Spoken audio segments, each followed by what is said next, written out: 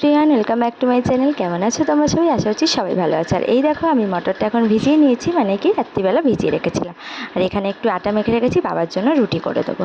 তাহলে চলো এখন আমি ঘুগনিটা করে নিই। এখানে দেখো প্রেসারে মটরটা দিয়ে দিয়েছি। এখন না ঘড়িতে বাজে 6:30। 6:30 থেকে এখন আমি রান্না করতে বসে গেছি।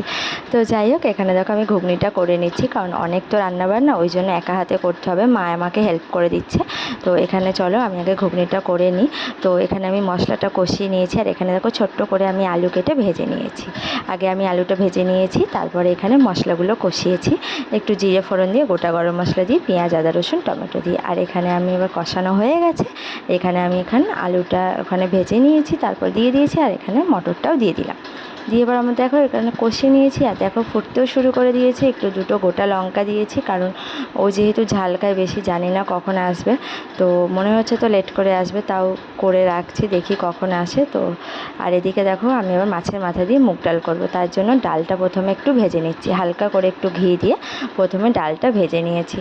তো অনেকটাই বাবা ডাল এনেছিল, প্রায় 150 মতো ডাল এনেছিল। তো অত তো মুগ ডাল খেতে কেউ চায় না, যার জন্য অল্প করে করেছি। আর এখানে মাছটা ভেজে নিয়েছি, মাছের মাথা দিয়ে মুগ ডাল করব।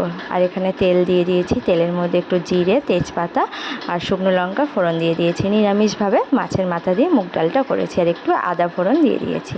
তো যাই হোক, চলো মাছটা আগে ভেজে নিই। অনেকটাই রান্না বান্না, তো কী কী রান্না বান্না করলাম সব কিছু তোমাদেরকে দেখাবো। যেহেতু আমি একা হাতে ক্যামেরা করছিলাম আর রান্না করছিলাম, ওই জন্য আমার একটু অসুবিধা হয়েছে। তো যাই হোক, ওখানে কেউ ধরার মতো কোনো লোক নেই।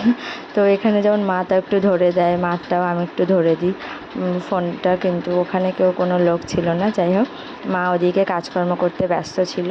আর দেখো আমি একটু তেল দিয়ে দিয়েছি, তেলের মধ্যে হালকা করে একটু বললাম না, তেজপাতা আর একটু জিরে ফোড়ন দিয়ে দেবো, শুকনো লঙ্কা দিয়ে দেবো। ওই যে সব কিছু রেখে দিয়েছি আগে, যে তোমাদেরকে দেখাও বলে। বাট অনেকটাই আমি লাস্টে তো তোমাদেরকে আমি কিচ্ছুই দেখাতে পারিনি, অনেকটা লেট হয়ে গেছিলো। তো টমেটো দিয়ে দিয়েছি আর একটু আদা বাটা দিয়ে দিয়েছি। দিয়ে প্রথমে ভালো করে মশলাটাকে কষিয়ে মাছের মাথাটা দিয়ে দেবো। মাছের মাথাটাকে ভালো করে ভেঙে নিয়ে তারপরে ডালটা দেবো, তাহলে খুব টেস্টি হবে। রান্নাগুলো কেমন লাগলো অবশ্যই কিন্তু তোমরা আমাকে করি না অনেকদিন। আর এখানে কিন্তু ইলিশ ছিল, ইলিশটা আমি তোমাদেরকে দেখাতে পারিনি, সর্ষে পোস্ত দিয়ে করেছি নর্মালি। এদিকে দেখো হচ্ছে খাসির মাংস, আর কিছু নেই। তাহলে ব্লগটা কেমন লাগলো অবশ্যই কিন্তু লাইক করে